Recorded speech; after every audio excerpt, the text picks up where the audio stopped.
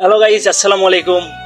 আজ আমি আলোচনা করব গোলাপ ফুল এবং মানুষের মধ্যে মিল রয়েছে এই বিষয় নিয়ে আলোচনা করব। যদি আমরা জন্মগত বিকাশ দেখি তাহলে গোলাপ ফুল বীজ থেকে জন্মায়, যত্ন পেলে ধীরে ধীরে বড় হয়ে ওঠে। মানুষও জন্মায়, পরিবার সমাজের যত্নে বড় হয়। সুতরাং যত্ন ছাড়া ফুলও ফোটে না, আর যত্ন ছাড়া মানুষও সুমানুষ হয় না। সৌন্দর্য ক্ষণস্থায়ী। গোলাপ আজ টাটকা, কাল শুকিয়ে যেতে পারে।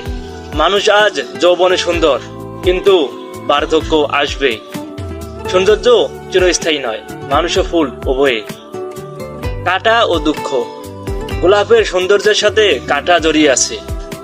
মানুষের হাসির আড়ালেও দুঃখ, কষ্ট, ব্যথা লুকানো থাকে, যা দেখা দেয় না। যে যত সুন্দর তার কাঁটাও তত গভীর হতে পারে।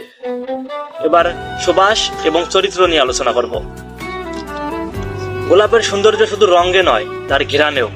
আর মানুষের আসল সৌন্দর্য শুধু চেহারায় নয়, চরিত্রে ও আচরণে তা প্রকাশ পায়। ভালো চরিত্র মানে মানুষের ভালো দিক, আর খারাপ চরিত্র মানে মানুষের খারাপ দিক। ভালো চরিত্র মানে মানুষের সুবাস। মূল্যায়নের কষ্ট। গোলাপকে অনেক সময় মানুষ পায়ে পিষে দেয়, তবুও সে সৌন্দর্য ছড়ায়। ঠিক তেমনি মানুষকেও অবহেলা করা হলে তবুও সে ভালোবাসা দিতে পারে। মহত্ব অবহেলায় নষ্ট হয় না। ফুল এবং মানুষ উভয়। তাকে কেউ যদি অগ্রাহ্য করে, অন্য কেউ দাম দেবে।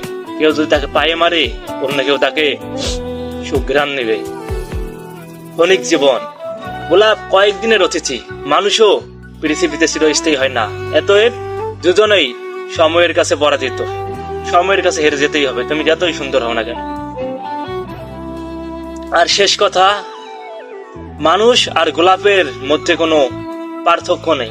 যদিও তারা আলাদা সত্তা, তবে জন্ম, সৌন্দর্য, কষ্ট, ক্ষণস্থায়ী ও মূল্যবোধে তারা একে অপরের পরিপূরক।